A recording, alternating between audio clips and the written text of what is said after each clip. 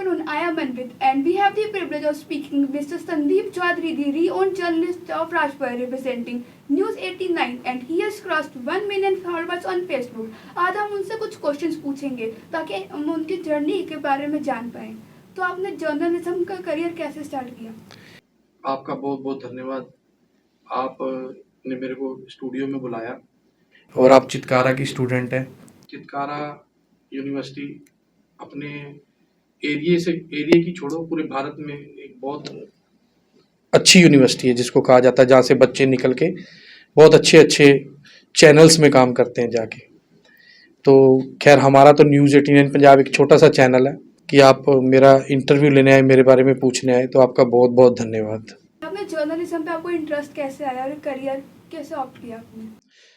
अगर आप मेरी बात करेंगे जर्नलिज्म की, तो एक इसके पीछे एक छोटी सी स्टोरी है, मैं आपको बताता हूँ कि हमारे राजपुरा शहर में एमसी के इलेक्शन हो रहे थे, म्यूनसिपल कॉरपोरेशन के इलेक्शन हो रहे थे। तो मैं एक वार्ड में, जैसे आज से कोई 27-28 साल पुरानी बात है, तो मैं वहाँ पे गया। वहाँ मैंने देखा कि कुछ जर्नलिस्ट जो थे वो एक गाड़ी में बैठ के, सुमो चलती थी उस टाइम, गाड़ी में बैठे थे। तो कुछ जर्नलिस्ट उतर के कवरेज कर रहे थे और कुछ उसके अंदर बैठे थे। तो मेरा ध्यान उनमें ही था कि वो किस तरह से न्यूज़ को कवर कर रहे हैं, वहाँ पे कैसे किसी से बात कर रहे हैं, उनका क्या स्टाइल है। तो मैं जब ये चीज़ को पूछने गया एक जर्नलिस्ट के पास, गाड़ी सुमो में बैठे थे वो, तो उनके पास मैं जब गया तो मुझे जर्नलिज्म के बारे में कुछ नहीं नॉलेज थी उस टाइम, मैं उस टाइम पढ़ता था। तो मैंने उनसे पूछा भी आप यहाँ पे कवर करने आए हैं? तो उसने मेरे को कहा पीछे हो जाओ गाड़ी से, नज़दीक नहीं आना गाड़ी के, ये प्रेस रिपोर्टर्स की गाड़ी है। तो मेरे दिमाग में आया कि ये जो प्रेस रिपोर्टर्स होते हैं भी, इनका भी समाज में एक बहुत बड़ा समाज में इनकी बहुत बड़ी पर्सनैलिटी होती है। तो मैंने उस दिन से सोच लिया कि इन्होंने मेरे को गाड़ी से हटाया तो मैं भी एक दिन अच्छा रिपोर्टर, अच्छा जर्नलिस्ट बन के दिखाऊंगा। तो फिर मेरे दिमाग में आया तो मैं इस लाइन में पड़ गया। जबकि हमारा जो, वैसे अगर हम देखा जाए तो फैमिली बैकग्राउंड जो था हमारा ट्रांसपोर्ट का था, हमारे फादर जो थे ट्रांसपोर्टर थे, लेकिन मैंने जो लाइन चुनी वो मैंने जर्नलिज्म चुनी। और मैं आपको बताऊं कि हमने पढ़ाई में तो जर्नलिज्म नहीं की, लेकिन हमने प्रैक्टिकल जो था वो जर्नलिज्म का, वो हमने प्रैक्टिकल बहुत किया। बहुत जगह जाने का मौका मिला, बड़े बड़े मंत्रियों से मिलने का मौका मिला, सीएम से मिलने का मौका मिला, प्रधानमंत्री से मिलने का मौका मिला, बहुत लोगों से मिलने का मौका मिला, एक्सपीरियंस बहुत रहा। 18 साल अजीत ग्रुप में काम करने का सौभाग्य प्राप्त हुआ। वहाँ के चीफ एडिटर थे सरदार ब्रजिंदर सिंह हमदर्द, उनसे मेरे को 18 साल बहुत सीखने को मिला, क्योंकि मैं उनके अजीत ग्रुप के अजीत समाचार में मैंने 18 साल काम किया उनके आशीर्वाद से। तो फिर मैंने उसके बाद पंजाब केसरी में काम किया, मैंने दैनिक भास्कर में काम किया, मैंने चैनल नंबर 1 में काम किया, मैंने बहुत सारे न्यूज़ चैनल्स और काफ़ी न्यूज़पेपर्स में काम करने के बाद जब ये social media network social media आया, तो मैंने सोचा क्यों ना हमें भी एक मौका मिला है अपना चैनल चलाने का। तो हमने धीरे धीरे अपने चैनल को शुरू किया। पहले व्हाट्सएप से शुरू किया, फिर फेसबुक से शुरू किया, आज इंस्टा बहुत चल रही है, यूट्यूब बहुत चल रहा है। तो जर्नी चलती गई। आज हम कुछ दिन पहले 1 मिलियन क्रॉस कर गए।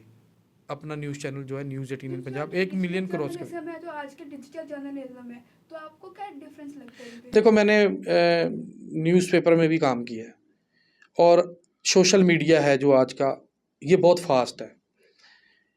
ठीक है, न्यूज़पेपर में हमने काम किया है, न्यूज़पेपर का एक्सपीरियंस कुछ एक अलग होता था। जर्नलिज्म जो ये सोशल मीडिया नेटवर्क पे है, इसका एक स्टाइल अलग है। हमने कोई न्यूज़ कवर की अभी, तो अगर हम देखें तो जिसके पास न्यूज़पेपर ज़्यादा तो उसको कल पता लगेगा भी ये हमारे राजपुरा में ये चीज़ हुई है, या हमारे शहर में या हमारे देश में ये चीज़ हुई है। अगर हम सोशल मीडिया की बात करें तो सोशल मीडिया में कुछ ही सेकंड्स में मतलब लोगों को न्यूज़ मिल जाती है कि अभी अभी ये वहाँ पे, जैसे सपोज करो अभी किसी प्रोग्राम के टेंट भी नहीं उतरे लेकिन उसके पास न्यूज़ चली गई, भी वहाँ पे ये प्रोग्राम होके हटा है। लाइव चलता है सोशल मीडिया पे, लाइव दिखाते हैं आजकल। तो ये फ़र्क है दोनों में, सोशल मीडिया और प्रिंट मीडिया, इन चीज़ों में। सोशल मीडिया दोनों को कैसे बैलेंस करते हैं? सोशल मीडिया और फील्ड वर्क को कैसे बैलेंस करते हैं आप? फील्ड वर्क को बैलेंस करते हैं कई बारी, जैसे कि अब अभी एक प्रोग्राम आ गया, सपोज करो कि प्रोग्राम आ गया मैडम नीना मित्तल, जो कि हमारे अभी के मौजूदा विधायक हैं। एक प्रोग्राम आ गया हमारा सरदार हरदयाल सिंह कंबोज का, वो साबका विधायक हैं। एक प्रोग्राम आ गया हमारा जगदीश कुमार जग्गा जी का, वो बीजेपी के हल्का इंचार्ज हैं। अब इसको मैनेज कैसे करेंगे हम? ये एक टीम वर्क होता है, टीम वर्क के हिसाब से टीम बनाकर इसको मैनेज किया जाता है।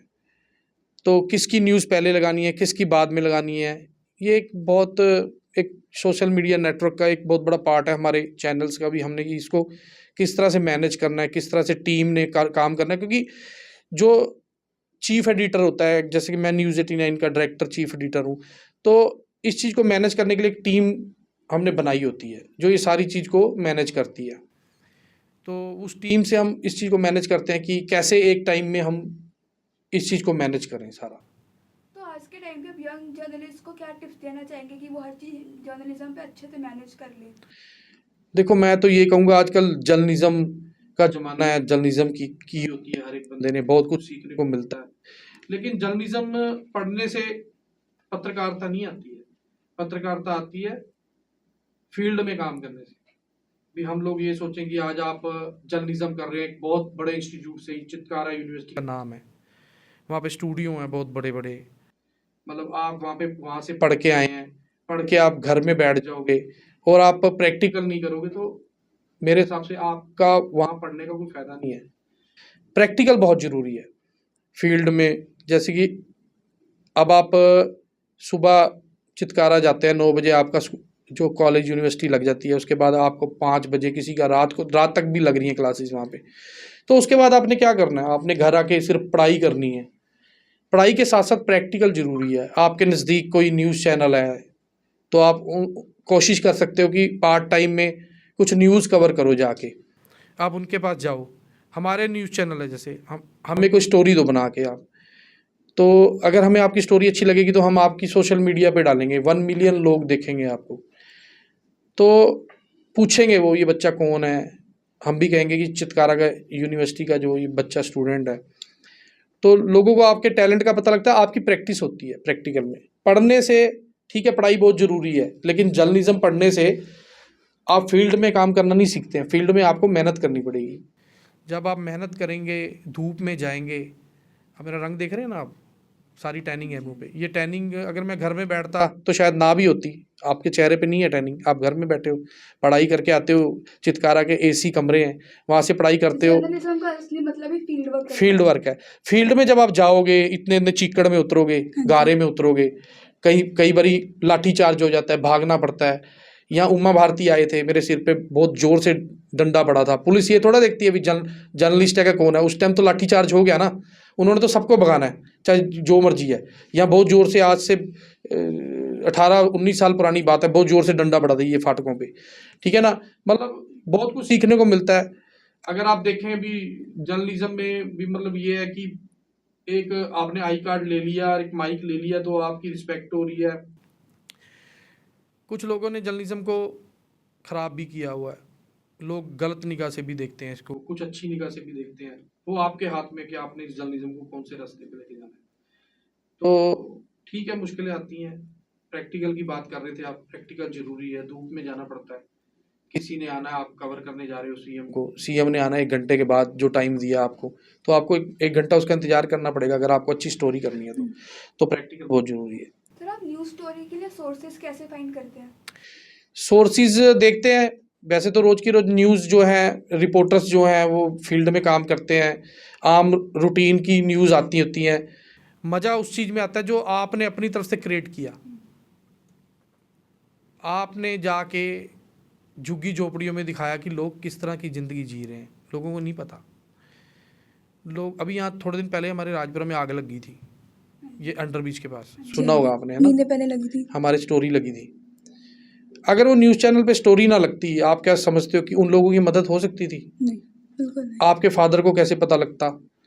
मेरे किसी रिश्तेदार को कैसे पता लगता? किसी सोशल आदमी को कैसे पता लगता कि वहाँ पे झुग्गी में आग लगी है, उन लोगों को पैसे की ज़रूरत है, उन लोगों को छत की ज़रूरत है। वो हमारे द्वारा स्टोरी लगाई गई। वो स्टोरी इतनी अच्छी लगी, किसी ने तरपालें दी, किसी ने लकड़ी दी, किसी ने गद्दे दिए, किसी ने क्या, उनकी मदद हुई ना। तो ऐसी बस फील्ड में स्टोरीज़ जो हैं बहुत ज़रूरी हैं। ठीक है, आम रूटीन की जो खबरें होती हैं, ये मर गया, ये भाग गया, इसको सज़ा होगी, इसको पुलिस ने पकड़ लिया, ये आम रूटीन की खबरें होती हैं। स्टोरी होती है कि आप समाज को क्या चीज़ दे रहे हो। सड़क टूटी हुई है, क्या आप स्टोरी लगा रहे हो उसकी? आप रोज़ उस सड़क से निकल रहे हो, लेकिन आप उसकी स्टोरी नहीं लगा रहे हो, तो वो जर्नलिज्म थोड़ा है।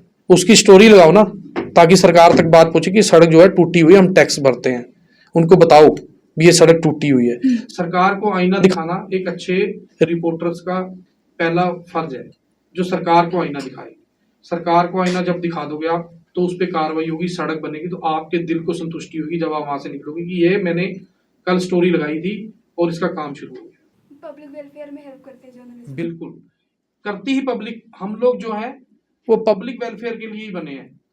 हम लोग पब्लिक वेलफेयर के लिए बने, ना कि गवर्नमेंट वेलफेयर के लिए बने। हाँ जी। भी कोई सरकार आई है तो उसकी हम चमचागिरी कर रहे हैं, या कोई एमएलए है या कोई अफसर है, हम उसकी चमचागिरी कर रहे हैं, फिर तो आप किसी की खबर ही नहीं लगा सकते। किसी की खबर ही नहीं लगा सकते। अगर आप सरकार के हाथ में खेलोगे या कुछ भी करोगे, तो आप कुछ नहीं कर सकते फील्ड में। आप सिर्फ यही लगाओगे कि वहाँ पे लंगर लग गया, वहाँ पे पानी चल रहा है, वहाँ पे आज बारिश होगी, वहाँ पे आज पानी आ गया, बस यही होगी आपके पास खबरें। आपके पास वो तो होंगी नहीं भी किसी को क्या दर्द है, किसी को रोटी मिली है, किसी ने खाई है नहीं खाई, सरकार किसी को राशन दे रही है नहीं दे रही। वादे बहुत बड़े बड़े हैं, लेकिन राशन मिल नहीं पा रहा किसी को।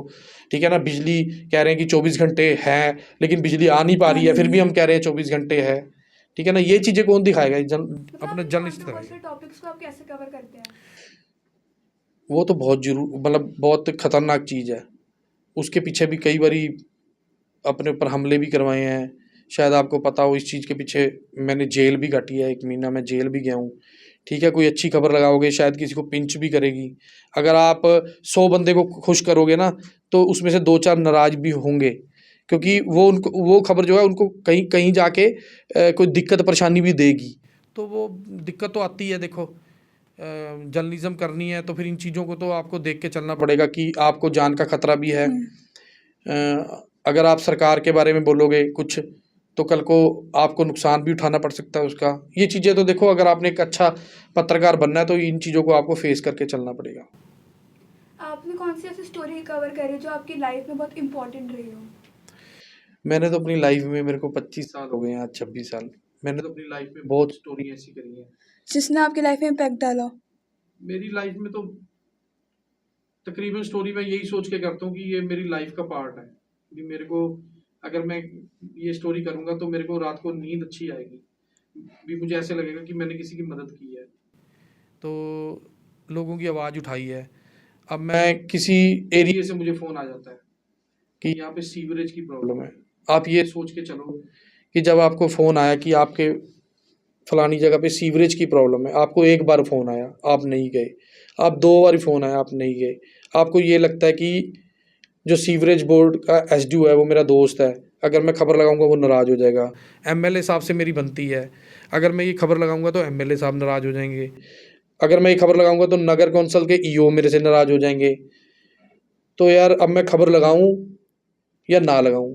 जब आप ये चीज़ सोचते हो कि अगर ये सीवरेज की प्रॉब्लम आपके घर में आ जाए, जब आप बाथरूम टॉयलेट वगैरह जाते हो और वो साफ़ ना हो और आपके घर में स्मेल हो जाए, तो आप ये सोच के देखो कि आप जब भी ये सोचोगे कि एमएलए मेरे से नाराज़ हो जाएगा, या फिर ईओ मेरे से नाराज़ हो जाएगा, या एसडीओ मेरा दोस्त है वो मेरे से नाराज़ हो जाएगा, नहीं, आप उसको ठीक करने की कोशिश करेंगे। तो ये चीज़ सोच के ही हम लोग मैदान में उतरते हैं, उनकी स्टोरियाँ लगाते हैं, जाके लोगों की समस्या जो है सरकार तक पहुँचाते हैं। ठीक है, हमारे से नाराज़ होते भी हैं सारे, लेकिन ठीक है, या तो आप सोशल कर लो काम, या फिर पत्रकारिता छोड़ दो, फिर आप कोई और बिजनेस कर लो। परेशानियाँ तो आती हैं। सर, ऐसे ऐसी कोई स्टोरी है जिसने पब्लिक वेलफेयर और पॉलिसी से बहुत इम्पैक्ट डाला हो जो आपने कवर करी हो? देखो, मैंने स्टोरियाँ भी की हैं, पब्लिक के हित में भी की हैं, और मैं ऐसी ऐसी जगह भी उतरा हूँ भी शायद सुनने वालों को ये लगेगा कि शायद मैं अपनी तारीफ़ कर रहा हूँ, क्योंकि इसमें मुझे आपके क्वेश्चन में ये चीज़ महसूस हो रही है कि अगर मैंने कुछ भी बोला तो मुझे देखने वाले को ऐसे लगेगा कि मैं अपनी तारीफ़ कर रहा हूँ। तो इस चीज़ का शायद मैं क्वेश्चन का जवाब ना दे पाऊँ आपको, लेकिन मैं बताता हूँ, एक इंसिडेंट बताता हूँ आपको कि राजपुरा के टालीवाला चौक पे एक मंदिर बना हुआ है। मंदिर बना हुआ, मैं अभी थोड़े दिन पहले ही जेल से आया था। तो सरकार के करके ही मैं जेल गया था, कोई न्यूज़ के करके। तो मुझे अगर ये डर होता कि दोबारा से, अभी तो वही सरकार है, शायद मेरे को दोबारा जेल ना भेज दें, तो शायद वो मंदिर के साथ जो हवन यज्ञ बना हुआ वो कभी ना बनता। उसको तोड़ने आए थे नगर कौंसल, वो मैंने तोड़ने नहीं दिया। वहाँ मैंने ये नहीं सोचा कि मैं एक जर्नलिस्ट हूँ, मुझे इसकी खबर लगानी चाहिए, लेकिन मैं वहाँ पे डट गया। अपने कैमरे कुमरे साइड पे रख के मैं वहाँ पे डट गया और मैंने वो हवन कुंड बना दिया। वो आज भी वहाँ पे मौजूद है, आप जब मर्जी जाके देखना। उस पे मेरे को हिंदू तख्त, जो हिंदुओं का तख्त है, उन्होंने मेरे को सम्मानित भी किया उस मंदिर में भी, आपने इतना बड़ा काम किया। मैं मशीन के आगे लेट गया जाके, मैंने कहा मैं हवन यज्ञ मंदिर नहीं तोड़ने दूंगा, जो मर्जी आपको ये सब करने में कितनी डिफिकल्टीज हुई थी? डिफ़िकल्टीज तो होती है बहुत।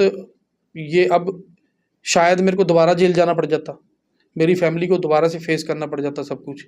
मैं डरा नहीं वहाँ पे, तभी मेरे को हिंदू तख्त ने सम्मानित किया। उसके बाद मैं कई काम से दिल्ली जा रहा था, तो मैं सोनीपत एक होटल पे रुका, तो वो जो वीडियो थी ना मंदिर के आगे लेटने वाली, वो इतनी वायरल हो चुकी थी, मिलियंस में चली गई थी कि मुझे वहाँ पे एक फैमिली मिली, कहते आप वही हो ना जो मंदिर तोड़ रहे थे तो आप वहाँ पे मशीन के आगे लेट गए थे। मैं कहा वही हूँ। तो फिर आपको ये चीज़ ज़्यादा अच्छी लगेगी या जेल जेल जाने का डर आपको अच्छा लगेगा? तो ज़िंदगी में बहुत कुछ सीखने को मिलता है। आप अभी जर्नलिज्म कर रहे हो, आने वाले टाइम में आप बहुत अच्छे न्यूज़ चैनल्स में जाएंगे, आपको सीखने को मिलेगा। लेकिन आप न्यूज़ चैनल के अंदर बैठ के नहीं सीख पाओगे जब तक आप फील्ड में नहीं उतरोगे, आप सड़क पे नहीं जाओगे।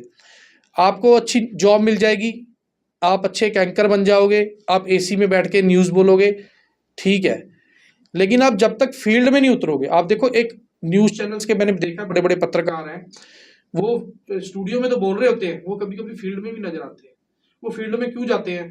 क्योंकि वो एक जगह बैठ के बोर हो जाते हैं। वो कहते हैं हम भी तो जाएं फील्ड में, भी हम भी तो देखें फील्ड में, हमें भी तो जानेगा, कोई पहचानेगा। तो फील्ड में जाना बहुत जरूरी है। आप स्टोरीज वगैरह को कैसे इन्वेस्टिगेट करते हैं? ये भी ठीक है आपका सवाल। अभी जब आपका फोन आया था इंटरव्यू के लिए, उससे पहले हम किसी स्टोरी को इन्वेस्टिगेशन कर रहे थे। उस स्टोरी की हम कागज निकलवा रहे थे, उसके बड़ी बारीकी से चलना पड़ता है, क्योंकि आज की डेट में अदालत ना तो रिपोर्टर्स को छोड़ती है, ना पुलिस को छोड़ती है, ना पॉलिटिशियंस को छोड़ती है। जिसकी गलती होती है उसको सज़ा जरूर मिलती है अदालत में। अगर मैंने किसी की गलत खबर लगाई है तो मेरे को सज़ा जरूर मिलेगी। तो इन्वेस्टिगेशन बहुत ज़रूरी पार्ट है इसका। पहले खबर लगाने से पहले एक बार पूरी स्टोरी को अच्छी तरह से जांच लें, उसको, उसके सारे तथ्य देख लें भी ये सच है या झूठ है। सच ही लगाओ, उसमें सब कुछ देख के इन्वेस्टिगेशन ज़रूरी है। इन्वेस्टिगेशन करके उसके बाद ही आपको स्टोरी लगानी चाहिए। मतलब जैसे कई बार सरकार कोई स्टोरी कवर करने से मना कर देती है, बट वो पब्लिक वेलफेयर के लिए सही होती है, तो उन स्टोरीज को कैसे कवर करते हैं आप?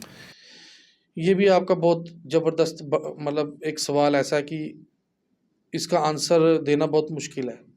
ठीक है, कुछ कहीं पे कॉम्प्रोमाइज़ करने पड़ते हैं, क्योंकि आप भी एक समाज में रह रहे हैं, आपके घर भी बिजली के मीटर लगे हुए हैं, आप भी सरकार से फैसिलिटियाँ ले रहे हैं। सरकार कोशिश करती है कि इसकी फैसिलिटी बंद कर दो सारी।